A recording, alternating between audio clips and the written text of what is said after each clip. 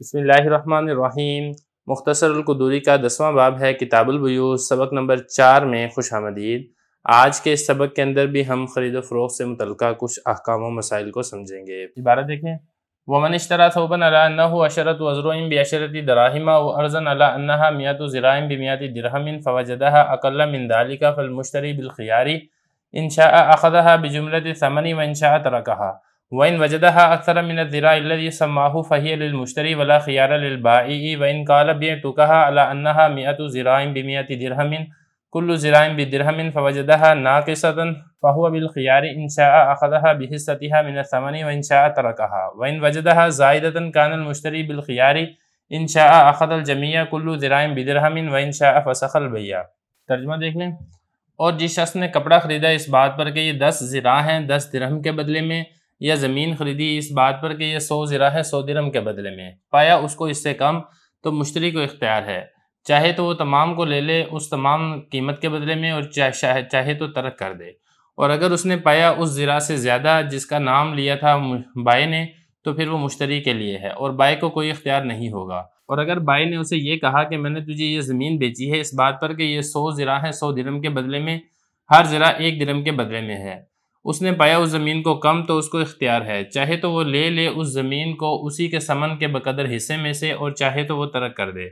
और अगर उसने पाया उससे ज़्यादा ज़िरा, तो मुश्तरी को इख्तियार होगा, चाहे तो तमाम को ले ले हर ज़िरा 1 दिरहम के बदले में और चाहे तो बै को फसख कर दे। इबारत हो चुकी है, तर्जुमा हो चुका है। अब चलते हैं इसकी तशरीह की तरफ। देखिए, मसला समझने से पहले 2 चीज़ें हैं जिनको समझना बड़ा ज़रूरी है। उनमें से एक है असल और दूसरी है वसफ़।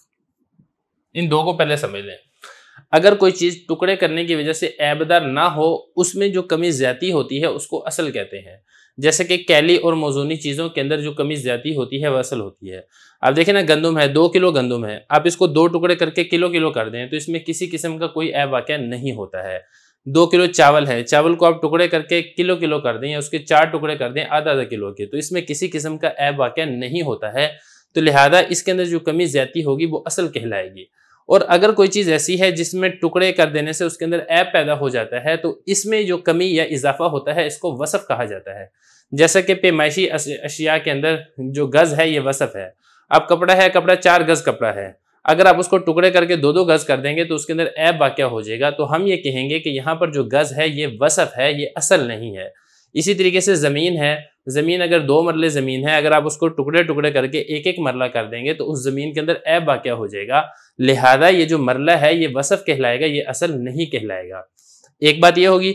दूसरी बात आपने यहाँ पर यह समझनी है कि वसफ़ के मुकाबले में अलग से कोई कीमत नहीं होती है, जबकि असल के मुकाबले में कीमत होती है। असल के मुकाबले में कीमत होती है, उसकी मिसाल आप गुज़िश्ता सबक के अंदर पढ़ चुके हैं। जब उसने गल्ले का ढेर ख़रीदा था तो फिर हमने वहाँ पर यही किया था कि असल के मुकाबले में हमने कीमत को लाजिम किया था। जितनी मिकदार थी उतनी हमने कीमत लाजिम की थी, अगर कम थी तो हमने कीमत भी उसी के मुकाबले में कम ही लाजिम की थी। अब आप यहाँ पर मसला ये समझिए कि एक शख्स ने कपड़ा इस शर्त पर ख़रीदा है कि ये 10 गज़ कपड़ा है 10 दिरहम के बदले में है, या उसने ज़मीन इस शर्त पर ख़रीदी है कि ये 100 गज़ ज़मीन है 100 दिरहम के बदले में है। लेकिन जब उसको बाद में नापा तो नापने के बाद जितना वो गज़ था उससे कम निकली। अब कपड़ा और ज़मीन में ये जो गज़ से नापना है ये वसफ़ है, और हम ये बात पढ़ चुके हैं कि वसफ़ के मुकाबले में अलग से कीमत नहीं होती है। लिहाजा 10 गज़ कपड़ा हो या 100 गज़ ज़मीन हो, ये सिर्फ़ और सिर्फ एक वसफ़ है और तरगीब के लिए है, इसके लिए अलग से कोई दिरहम नहीं है। तो गोया कि हम ये कहेंगे कि जो पूरा थान है इस पूरे थान की कीमत 10 दिरहम है, या हम ये कहेंगे कि ये ज़मीन का जो पूरा टुकड़ा है इस पूरे टुकड़े की कीमत 100 दिरहम है।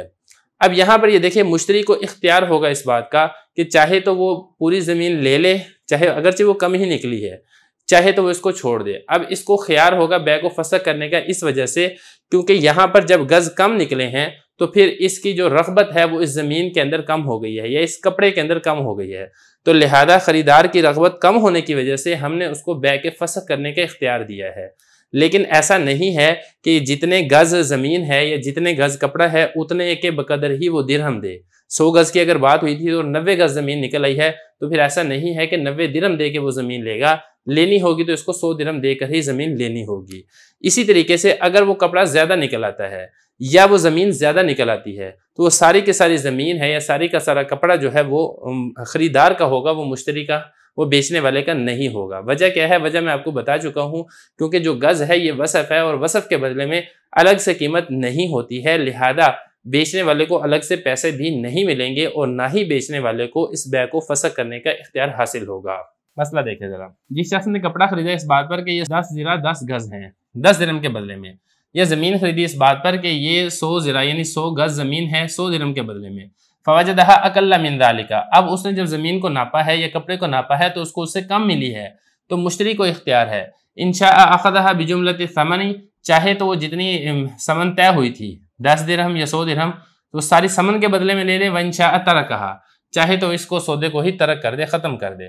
वइन वजदहा अक्सर मिन ज़िराई, और अगर उसने उस ज़िरा ज़्यादा पाए, अल्लज़ी सम्माहु, जितने ज़िरा बाय ने बताए थे, फ़ाहिय लिल मुश्तरी, तो वो जो इजाफी ज़िरा हैं वो भी मुश्तरी के लिए ही होंगे, वला ख़ियार लिल बाई, और बाय को किसी किस्म का कोई इख्तियार हासिल नहीं होगा। अगला मसला यहाँ पर यह है कि जो बाय बेचने वाला है वो ये कहता है कि मैं ये ज़मीन तो मैं बेच रहा हूँ इस बात पर कि ये 100 ज़िरा है 100 दिरहम के बदले में, कुल्लु ज़िराइन बिदिरहमिन, ये वाले लफ्ज़ बोलता है, हर ज़िरा 1 दिरहम के बदले में। देखें ये वाली बात हम ऊपर पढ़ चुके हैं मसले में कि जो ज़िरा यानी गज़ है, ये गज़ एक वसफ़ है और वसफ़ के बदले में कीमत नहीं होती है। लेकिन इस मसले के अंदर यह है कि बेचने वाले ने वसफ़ के बदले में कीमत को लाजिम करार दिया है, तो गोया कि हम ये कहेंगे कि बेचने वाले ने वसफ़ को बमंज़िला असल के करार दे दिया है। तो जब उसने साफ वजाहत कर दी है कि हर एक ज़िरा 1 दिरहम के बदले में है, तो फिर अब अगर कम ज़िरा निकलते हैं तो फिर ये जो ख़रीदार है इसको इख्तियार होगा, चाहे तो वो जितने ज़िरा कम निकले हैं उतने ही पैसे देकर वो ज़मीन ख़रीद ले या वो कपड़ा ख़रीद ले, और चाहे तो वो इस सौदे को तर्क कर दे। मिसाल के तौर पे ज़मीन उसने बेची थी 100 ज़िरा ज़मीन बेची थी 100 दिरहम के बदले में, और साथ उसने ये भी कहा था कि हर ज़िरा 1 दिरहम के बदले में है। अब बाद में जब उसने ज़मीन को नापा है तो वो 100 गज़ नहीं निकली है, वो 80 गज़ निकली है। तो चूंकि यहाँ पर इस ख़ास मसले के अंदर बेचने वाले ने जो गज़ है, जो कि हकीकत के एतबार से वसफ़ था, लेकिन उसने इसको असल बना दिया है और हर वसफ़ के बदले में अलग से कीमत लाजिम की है, तो लिहाजा मुश्तरी को इख्तियार होगा, चाहे तो 80 गज़ ज़मीन 80 दिरहम देकर ख़रीद ले, चाहे तो सौदे को तर्क कर दे। ये बता रहे हैं वइन काला बिअतु, कहा, और अगर उसने कहा बिअतु, बेचने वाले ने कहा बिअतु मैंने बेची, का तुझे बेची, हा वो ज़मीन बेची, अला इस बात पर, अन्ना बेशक हा वो ज़मीन, ये जो हा है ये ज़मीन किधर लौट रही है, मिअतु ज़िराइन बिमिअति दिरहमिन, वो ज़मीन 100 ज़िरा है 100 दिरहम के बदले में, हर ज़िरा 1 दिरहम के बदले में है। फवाजदा उसने पाया, किसने पाया? मुश्तरी ने, हा उसको पाया, किसको पाया? उस ज़मीन को पाया, ना किसा कम निकली, फहुवा बिल खियारी, तो उसको इख्तियार होगा, किसको इख्तियार होगा? मुश्तरी को इख्तियार होगा, इंशा अगर वो चाहे, कौन चाहे? मुश्तरी, ये फाइल जो है इसका मुश्तरी है। अखदा ले ले, वो कौन ले ले? मुश्तरी ले ले, हाँ उसको ले ले, किसको ले ले? उस जमीन को ले ले, बिहिस्सतिहा उसी के हिस्से से, किसके हिस्से से? ये हाँ दोबारा उस जमीन की तरफ लौट रही है, मिनस सामानी जितनी उसकी सामान बनती है, वह इंशा तरका, और अगर चाहे तो इस सौदे को ही तरक कर दे, बै को फसक कर दे। वह इन वजदहा ज़ाइदा, और अगर उसको इजाफी मिले तो फिर भी मुश्तरी को इख्तियार होगा, तो अगर चाहे तो सारी की सारी ज़मीन ले ले। अगला मसला आसान है, 100 ज़िरा 100 दिरहम के बदले में तय हुआ था, और ये भी तय हुआ था कि हर ज़िरा 1 दिरहम के बदले में है। अब बाद में उसने जब उसको नापा है तो वो 100 के बदले में 110 गज़ निकल आए हैं, तो मुश्तरी को इख्तियार होगा, क्यों कि अगर वो चाहे तो 110 दिरहम दे के ज़मीन खरीद ले, चाहे तो वो सौदे को तरक कर दे। वजह यहाँ पर यही है कि बेचने वाले ने हर ज़िरा के लिए अलग से 1 दिरहम को लाजिम किया है। वइन वजदा, और अगर उसने पाया उसको, किसने पाया किसको? वजदा का फाइल है मुश्तरी ने उस जमीन को पाया है, ज़ायदा इजाफी, जितनी तय हुई थी उससे ज़्यादा उसमें ज़िरा निकले हैं, तो मुश्तरी को इख्तियार है, चाहे तो तमाम ज़मीन को ले ले हर ज़िरा को 1 दिरहम के बदले में। 125 ज़िरा निकले हैं तो फिर 125 दिरहम दे ले, 150 निकले तो 150 ले ले। वह इंशा फसख अल बई, और अगर चाहे तो वो बै को फसख भी कर सकता है।